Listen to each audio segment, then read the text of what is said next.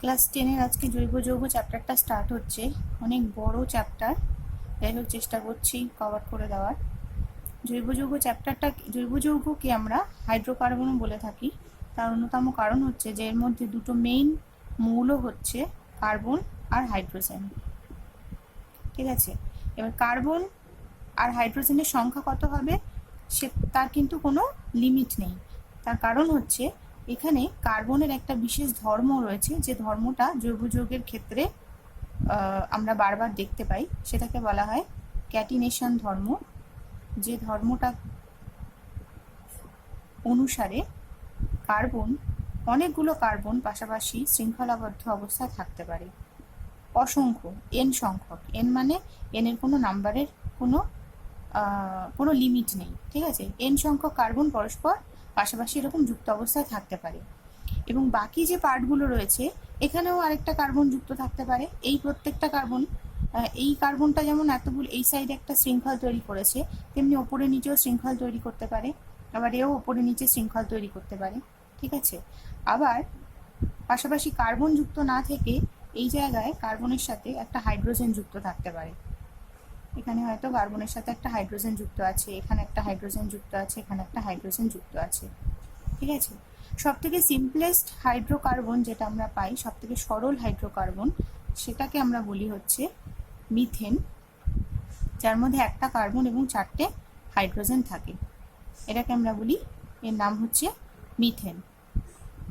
ঠিক আছে, কি করে এই নামকরণটা হচ্ছে তারও একটা প্রসিডিওর রয়েছে, যে প্রসিডিওর অনুযায়ী আমরা যে কোনো জৈব যৌগের নামকরণ করতে পারবো, যেটা অজৈব যৌগের ক্ষেত্রে খুব একটা পসিবল না। অজৈব যৌগের মধ্যে প্রত্যেকটা অজৈব যৌগে আলাদা করে নাম মনে রাখতে হয়, যদিও সেই নামগুলোর মধ্যে মৌলগুলোর ভূমিকা থাকে, কিন্তু এখানে হচ্ছে মৌলগুলোর ভূমিকা থাকলেও তাও আমাদের মনে রাখাটা বেশ কষ্টকর। কিন্তু এই ক্ষেত্রে জৈব যৌগের ক্ষেত্রে এই নামকরণের একটা নির্দিষ্ট নিয়ম আছে, যেটা একবার যদি বুঝে যাওয়া যায় তাহলে যে কোনো জৈব যৌগ, সে যদি আমাদের অচেনাও জৈব যৌগ হয়, কমপ্লিটলি অচেনা, তাহলেও আমরা সেই জৈব যৌগের একটা নামকরণ করতে পারবো। যাই হোক, এবারে তাহলে আমরা এটা বুঝলাম যে জৈব যৌগের মধ্যে কার্বন এবং হাইড্রোজেন হচ্ছে মেইন দুটো মৌল, তার সাথে অন্য মৌল থাকতে পারে, কিন্তু সব থেকে বেশি থাকবে কার্বন এবং হাইড্রোজেন। আর কার্বনগুলো শৃঙ্খলাবদ্ধ অবস্থায় থাকে, আর শৃঙ্খলাবদ্ধ অবস্থায় অনেকগুলো কার্বনও থাকতে পারে কোনো জৈব যৌগে, আবার একটা কার্বনও থাকতে পারে, একটা কার্বন দিয়েও একটা জৈব যৌগ তৈরি হতে পারে। এইবারে প্রথমে যেটা আমাদের জানতে হবে সেটা হচ্ছে যে জৈব যৌগের সাথে অজৈব যৌগ, যেগুলো আমরা এতদিন পড়ে এসেছি, তার ডিফারেন্সগুলো কী কী রয়েছে। তোমাদের বইতে অনেকগুলো ডিফারেন্স রয়েছে, পার্থক্য রয়েছে। পেজ নাম্বার 132-এ জৈব যৌগ অজৈব যৌগের পার্থক্য শুরু হয়েছে। 1, 2 থেকে শুরু করে 8খানা পার্থক্য এখানে দিয়েছে। ঠিক আছে, এই পার্থক্যগুলোর মধ্যে সব থেকে ইম্পর্টেন্ট পার্থক্য, যেগুলো একদম নাম ধরে আসে, যে দ্রাব্যতা অনুযায়ী পার্থক্য লেখো, গলনাঙ্ক স্ফুটনাঙ্ক অনুযায়ী পার্থক্য লেখো, আর তড়িৎ পরিবাহিতা অনুযায়ী পার্থক্য লেখো। এগুলো একেবারে নাম ধরে আসে, যে সেই জন্য এই তিনটে আমাদের মনে রাখতেই হবে, যেগুলো কি পার্থক্য। মনে রাখাটা সহজ। একটা হচ্ছে যে আমাদের যে অজৈব যৌগগুলো রয়েছে, সেই অজৈব যৌগগুলো জলে দ্রাব্য। ঠিক আছে, জলে গুলে যায়। এটা আমরা খুব সহজে একটা মনে রাখতে পারবো, যেমন সোডিয়াম ক্লোরাইড একটা অজৈব যৌগ। সোডিয়াম ক্লোরাইড আমরা জানি হচ্ছে খাদ্য লবণ, জলে খুব সুন্দরভাবে গুলে যায়। আর জৈব যৌগ কি? জৈব যৌগ জলে সাধারণত অদ্রাব্য। ঠিক আছে, জৈব দ্রাবকে এরা দ্রাব্য। আচ্ছা, গলনাঙ্ক স্ফুটনাঙ্কর মধ্যে কি? জৈব যৌগগুলো গলনাঙ্ক স্ফুটনাঙ্ক কম, অজৈব যৌগগুলোর গলনাঙ্ক স্ফুটনাঙ্ক বেশি। আর তড়িৎ পরিবাহিতার মধ্যে হচ্ছে জৈব যৌগগুলো সাধারণত হচ্ছে কি বলে, সমযোজী যৌগ, সেই জন্য এরা তড়িৎ পরিবহন না, এটা আলাদা পয়েন্ট। যাই হোক, জৈব যৌগগুলো কিন্তু তড়িৎ পরিবহন সাধারণত করে না, অজৈব যৌগগুলো তড়িৎ পরিবহন করে। ঠিক আছে, আচ্ছা, সমযোজী আর কি বলে তড়িৎযোজী দিয়ে যে পার্থক্যটা, হ্যাঁ, সেটা আবার আলাদা করে তোমাদের এখানে দিয়েছে, বন্ধনের প্রকৃতি। এই বন্ধনের প্রকৃতিটা আমরা এমনিই মনে রাখবো, মানে পার্টিকুলারলি বন্ধনের প্রকৃতি দিয়ে পার্থক্য লেখো এরকম সাধারণত আসে না জৈব যৌগ অজৈব যৌগের পার্থক্যে, কিন্তু আমরা এটা এমনিই মনে রাখবো, কারণ শর্ট কোশ্চেনে আসে যে জৈব যৌগের বন্ধনগুলো কিরকম। বন্ধনের প্রকৃতি অনুযায়ী জৈব যৌগ হচ্ছে সমযোজী যৌগ, যেটা আমরা এর আগে পড়েছিলাম, আর অজৈব যৌগ হচ্ছে তড়িৎযোজী যৌগ। এই তড়িৎযোজী যৌগ বলেই কিন্তু এরা জলে সহজে দ্রবণীয় হয়ে যায়। ঠিক আছে, একটার সাথে একটা লিঙ্ক আছে। আর গঠন যেমন, গঠনটাও আমরা মোটামুটি মনে রাখতে পারবো কীরকম, যেমন জৈব যৌগে এইমাত্র যেটা বললাম যে কার্বন থাকে এবং সমস্ত জৈব যৌগের যোজ্যতা 4, এই পয়েন্টটা আমি বুঝিয়ে দিচ্ছি। আর অজৈব যৌগ হচ্ছে কার্বনের মতো নির্দিষ্ট কোনো মৌলের উপস্থিতি থাকে না। তা তো আমরা জানি বিভিন্ন টাইপের মৌল আছে, যাতে বিভিন্ন ধরনের যৌগ আছে, অজৈব যৌগ যাতে বিভিন্ন ধরনের মৌল আছে। এরকম কখনো নয় যে সমস্ত অজৈব যৌগে একটা কোনো পার্টিকুলার মৌল উপস্থিত থাকে। আচ্ছা, এবার কার্বনের যে যোজ্যতা 4 সেটা আমরা বুঝে নেব যে কার্বনের মধ্যে ইলেকট্রন সংখ্যা কত। কার্বনের ইলেকট্রন সংখ্যা হচ্ছে 6। তাই 6টা যদি ইলেকট্রন থাকে তাহলে তার ইলেকট্রন বিন্যাসটা কীরকম হবে? ইলেকট্রন বিন্যাস হবে কীরকম? যেমন প্রথম যে প্রথম যে কক্ষপথটা তাতে 2টো থাকবে, লাস্ট কক্ষপথে থাকবে 4টে। এবার এর আগে আমরা যখন পর্যায় সারণী পড়েছিলাম আমরা দেখেছিলাম যে 4-এর কমে যে ইয়েগুলো হয়, 4-এর কম শেষ কক্ষপথে যাদের 4-এর কম ইলেকট্রন সংখ্যা থাকে তারা সাধারণত ধাতু হয়, আর 4-এর বেশি থাকলে তারা সাধারণত অধাতুর পর্যায়ে পড়ে। কার্বনকেও আমরা অধাতুর মধ্যেই ফেলবো, কিন্তু ব্যাপার হচ্ছে যে 4-এর বেশি ইলেকট্রন সংখ্যা থাকলে তারা সাধারণত তড়িৎযোজী যৌগ গঠন করতে থাকে, আর 4-এর কম ইলেকট্রন সংখ্যা থাকলে শেষ কক্ষপথে তারাও তড়িৎযোজী যৌগ গঠন করে। পার্টিকুলারলি যখন 4টে হয়ে যাচ্ছে, যেটা কার্বনের ক্ষেত্রে হয়, তখন কার্বনকে আমরা অধাতু বলি ঠিকই, কিন্তু সে সাধারণত সমযোজী যৌগ গঠন করার দিকে মানে সমযোজী যৌগ গঠন করে। এবারে এক্ষেত্রে যে কার্বনের যোজ্যতা 4 হওয়ার ফলে কি হচ্ছে, যেটাকে সবসময় জৈব যৌগের ক্ষেত্রে কার্বনের 4টে হাত বলা হয়। 4টে হাত বলতে যে 4টে ইলেকট্রন রয়েছে, এবার 4টে ইলেকট্রনই 4টে অন্য কোনো কিছুর সাথে যুক্ত হতে পারে, 4টে মৌলের সাথে যুক্ত হতে পারে, যাতে করে ও শেষ কক্ষপথে 8টা ইলেকট্রন আসে এবং সে সুস্থিত হয়। আলটিমেটলি তো ওটাই উদ্দেশ্য। তাহলে ও কি করবে, কার্বন যেমন একটা হাইড্রোজেনকে একটা হাতে যুক্ত করলো, মানে একটা ইলেকট্রনের সাথে সমযোজী যৌগ করে, ওই হাইড্রোজেনের শেষ কক্ষপথে একটা ইলেকট্রন রয়েছে, ওর এখানে একটা ইলেকট্রন রয়েছে, একটা নিয়ে সমযোজী যৌগ গঠন করলো। ঠিক আছে, এবারে এই হাতেও কি করলো, হাইড্রোজেনের একটা ইলেকট্রন আর নিজের একটা ইলেকট্রন নিয়ে এখানেও একটা সমযোজী যৌগ গঠন করলো। সিমিলারলি এখানেও তাই করলো, এখানেও তাই করলো। তাহলে 4টে হাতে ও যেই 4টে হাইড্রোজেনকে যুক্ত করে ফেললো, তখন ওর কি হলো, লাস্ট কক্ষপথে কটা ইলেকট্রন গঠন হয়ে গেল? 1 2 3 4 5 6 7 8, 8টা ইলেকট্রন কিন্তু পূর্ণ হয়ে গেল, এবং সেটা প্রত্যেকটাই হলো কিন্তু সমযোজী যৌগের ফলে, সমযোজী বন্ধনের ফলে। তো সমযোজী বন্ধন হচ্ছে কি করে বুঝছি, আমি কিন্তু কারোর ইলেকট্রন কিন্তু কার্বন নিয়ে নিচ্ছে না কমপ্লিটলি, এই হাইড্রোজেনের ইলেকট্রন কিন্তু ও ইউজ করছে, আবার এই দুটো ইলেকট্রনকে কিন্তু ও কার্বনও ইউজ করছে, আবার হাইড্রোজেনও ইউজ করছে, এখানেও তাই, এখানেও তাই, এখানেও তাই। তাহলে এইভাবে কার্বন কিন্তু 4টে সমযোজী বন্ধন গঠন করছে, যার ফলে এটাকে আমরা একটা সমযোজী যৌগই বলব। আচ্ছা, এইবারে আমি যদি কার্বনের ওই ক্যাটিনেশন ধর্মটাতে যাই। আচ্ছা, কার্বনের ক্যাটিনেশন ধর্মে যাওয়ার আগে আমাদের যেটা বই থেকে দেখতে হবে সেটা হচ্ছে জৈব যৌগ কাকে বলে, এটা খুব ইম্পর্টেন্ট। আর যে পার্থক্য 3টে বললাম সেই পার্থক্য 3টে খুবই ইম্পর্টেন্ট। আচ্ছা, এইবারে চলে আসি কার্বনের ক্যাটিনেশন ধর্ম এবং তার ফলে যে যৌগ গঠন হতে পারে, কি কি পসিবল যৌগ গঠন হতে পারে। যেমন কার্বন একটা থাকলে তার সাথে 4টে হাইড্রোজেন গঠন হলো। আচ্ছা, কার্বন যদি 2টো থাকে পাশাপাশি, তাহলে এই কার্বনের একটা ইলেকট্রন কিন্তু অলরেডি একটা ইলেকট্রন জোগাড় করে ফেলেছে এই কার্বনের থেকে, তাহলে ওর আর কটা ইলেকট্রন পড়ে আছে? 3টে, যারা সমযোজী বন্ধন গঠন করতে চাইছে। সেই 3টে বন্ধন ও যদি হাইড্রোজেনের সাথে গঠন করে তাহলে এরকম হবে তার সংকেত। আবার এই কার্বনেরও একটা ইলেকট্রন কিন্তু অলরেডি সমযোজী বন্ধন গঠন করে ফেলেছে, বাকি 3জনের সাথে যদি বাকি 3টে হাইড্রোজেনের সাথে যদি সমযোজী বন্ধন গঠন করে তাহলে এরকম দেখতে হবে। এর নাম যেমন মিথেন, এটাকে আমি সরলতম যৌগ বললাম, বারবার বলছি এইটা এই কারণে, কারণ এটা খুব প্রশ্নে আসে, শর্ট কোশ্চেনে, যে সরলতম জৈব যৌগের নাম লেখো, সেটা হচ্ছে মিথেন। আচ্ছা, এবার হচ্ছে এর নাম হচ্ছে ইথেন। হঠাৎ করে এই নামটা মিথেন, ইথেন এগুলো আসছে কি করে?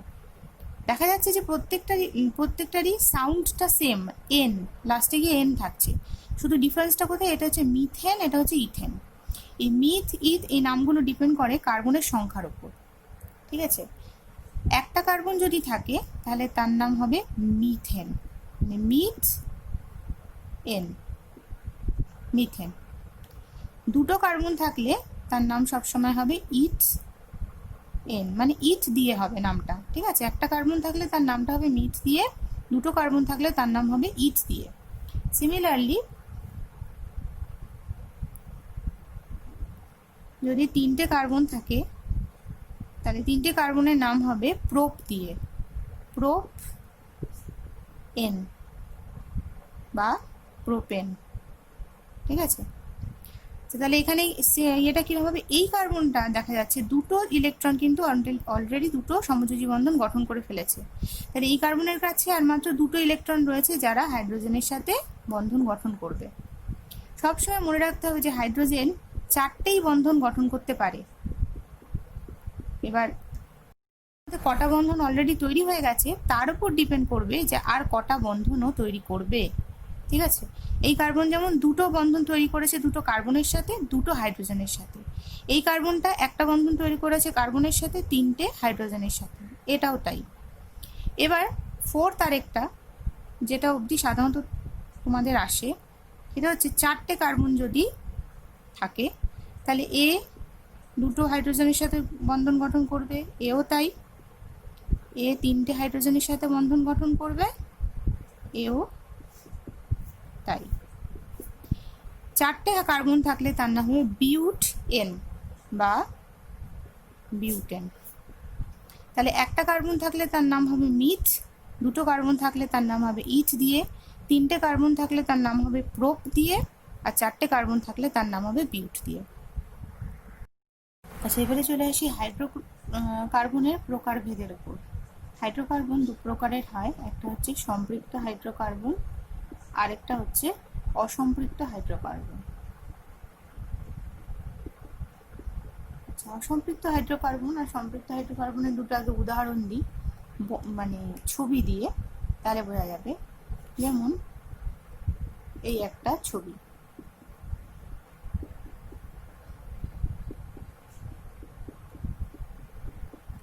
আর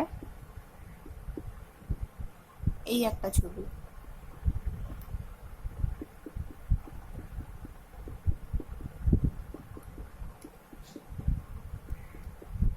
দুটো ছবির মধ্যে পার্থক্য কোথায়?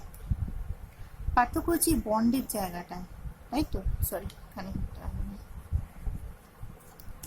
পার্থক্যটা কোথায়? পার্থক্যটা হচ্ছে বন্ডের জায়গাটা, তাই তো। এখানে সবগুলো এক বন্ধন রয়েছে, সমযোজী এক বন্ধন, আর এখানে একটা সমযোজী দ্বিবন্ধন রয়েছে। যেহেতু এখানে সমযোজী দ্বিবন্ধন রয়েছে তার ফলে এই কার্বনের কি হচ্ছে, দুটো ইলেকট্রন এই বন্ধনে অংশগ্রহণ করে নিচ্ছে, তার ফলে আর দুটোই ইলেকট্রন পড়ে থাকছে যারা হাইড্রোজেনের সাথে বন্ধন গঠন করছে। সেই জন্য এই প্রথমে যে নিচে একটা এইচ করেছিলাম সেটা ভুল ছিল। কি ভুল ছিল? কারণ তাহলে কটা ইলেকট্রন হয়ে যেত, 1 2 3 4 5, পাঁচটা ইলেকট্রন তো নেই কার্বনের, আছে চারটে ইলেকট্রন, যার মধ্যে দুটো ইলেকট্রন এই সমযোজী দ্বিবন্ধনে অংশগ্রহণ করে ফেলেছে।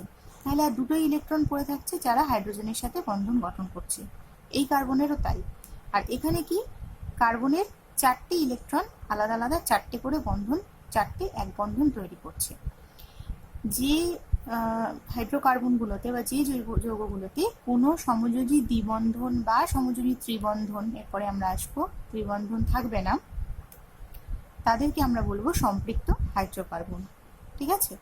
আর যেগুলোতে মধ্যে সমযোজী দ্বিবন্ধন বা সমযোজী ত্রিবন্ধন, তার উদাহরণ কিরকম হবে?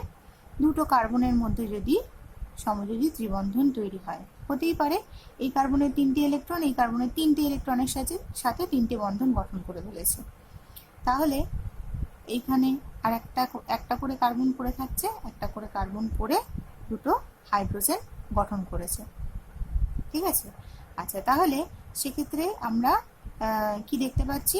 আমরা দেখতে পাচ্ছি যে অসম্পৃক্ত যৌগগুলোতে, হাইড্রোকার্বনগুলোতে সবসময় সমযোজী দ্বিবন্ধন বা ত্রিবন্ধন থাকছে, কিন্তু সম্পৃক্ত যৌগগুলোতে সবসময় সমযোজী এক বন্ধন থাকছে। এবং এদের নামগুলো কিরকম হচ্ছে? এর নাম কি ছিল, একটু আগে করালাম, এর নাম ছিল ইথেন। ইথেন এন, তাই তো? যখন সমযোজী এক বন্ধন দিয়ে এর আগে যতগুলো হাইড্রোকার্বনের আমি ছবি এঁকেছি সেগুলো সবগুলোরই কিন্তু এক সমযোজী এক বন্ধন ছিল প্রত্যেকটায়। কার্বনের সংখ্যা আলাদা ছিল কিন্তু প্রত্যেকটাই ক্ষেত্রে শুধুমাত্র সমযোজী এক বন্ধনই ছিল জৈব যৌগগুলোতে। তার ফলে ওদের নামগুলো কি ছিল, মিথেন, ইথেন, প্রোপেন, বিউটেন, এন্ডিংটা এন দিয়ে। যে মুহূর্তে আমি সমযোজী দ্বিবন্ধন দেখতে পাবো কোনো জৈব যৌগে, তখনই তার নামটা কিন্তু শেষ হবে ইন দিয়ে। ঠিক আছে? তাহলে এর এখানে কটা কার্বন আছে? দুটো কার্বন। কার্বনের সংখ্যা দিয়েই আমরা নামকরণ করি বলেছিলাম। তাহলে এর নাম কি হবে? এর নাম হবে ইথিন। ঠিক আছে? তাহলে এর নাম হবে হচ্ছে ইথিন। তাহলে এর নাম কি হবে? সমযোজী ত্রিবন্ধন গঠন করেছে। আচ্ছা, এর পোশাকি নাম হচ্ছে অ্যাসিটিলিন।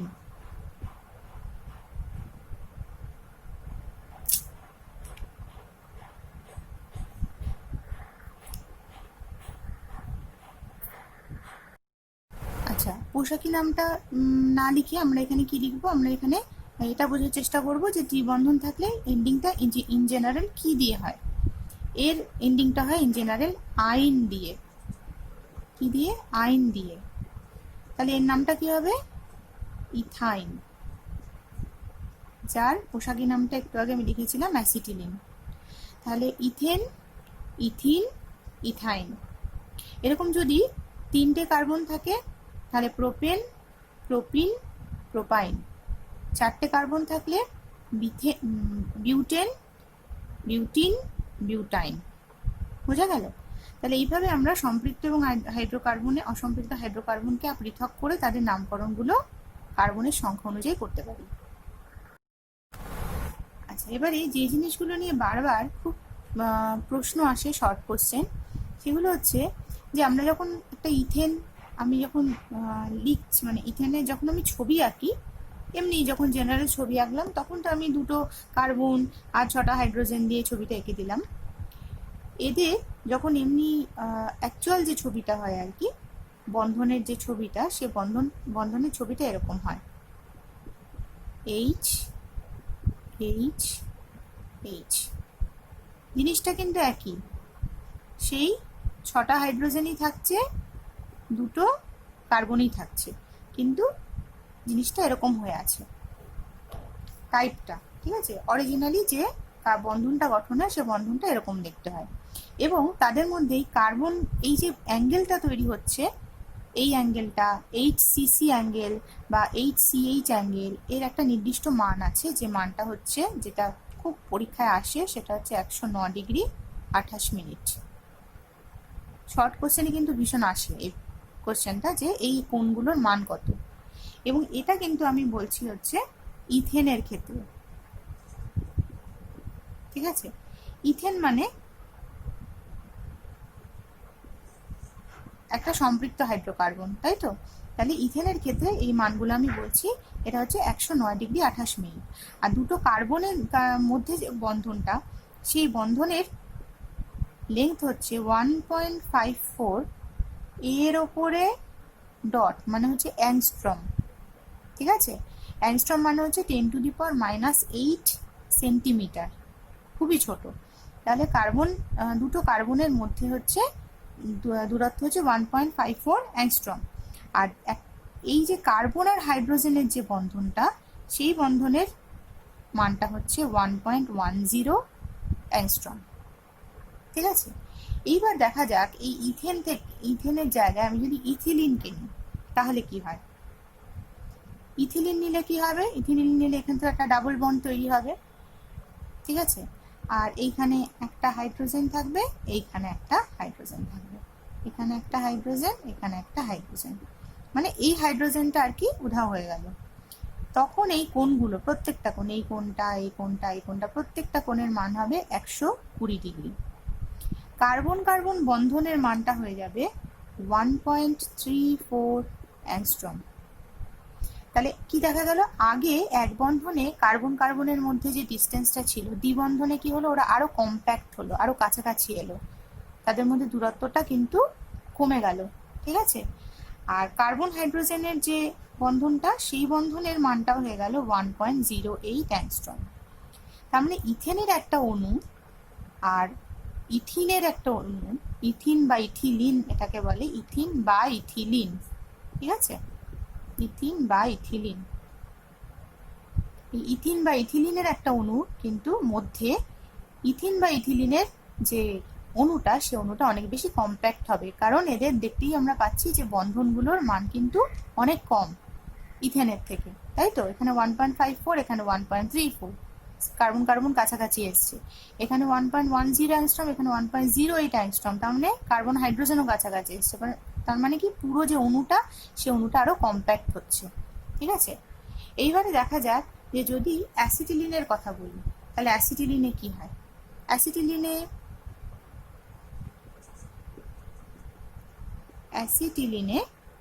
কিন্তু অ্যাসিটিলিন বা আরেকটা নাম কি বললাম, ইথাইন। ঠিক আছে, অ্যাসিটিলিনে এদের অ্যাঙ্গেলটা কিন্তু 180 ডিগ্রি থাকে, যেরকম আমরা ছবিতে অ্যাকচুয়ালি আঁকি আর কি, 180 ডিগ্রি থাকে। এমনি এগুলো তো আমরা ছবিটা অন্যরকম ভাবে আঁকি, সোজা করে আঁকার জন্য হাইড্রোজেনটাকে উপরে পাঠিয়ে দিই, মানে 90 ডিগ্রি এঁকে দিই, কিন্তু অরিজিনালি ছবিগুলো এরকম। আর অ্যাসিটিলিনের ক্ষেত্রে কিন্তু আমরা ছবিটা যেরকম আঁকি সেরকমই। বন্ধনের দৈর্ঘ্যটা কিন্তু আরো কমে যাচ্ছে, কমে গিয়ে হবে হচ্ছে 1.06 অ্যাংস্ট্রম। তার মানে কার্বন কার্বন কিন্তু আরো কাছাকাছি এলো। ঠিক আছে, আরো কম্প্যাক্ট হচ্ছে। আর কার্বন হাইড্রোজেনের এটা হচ্ছে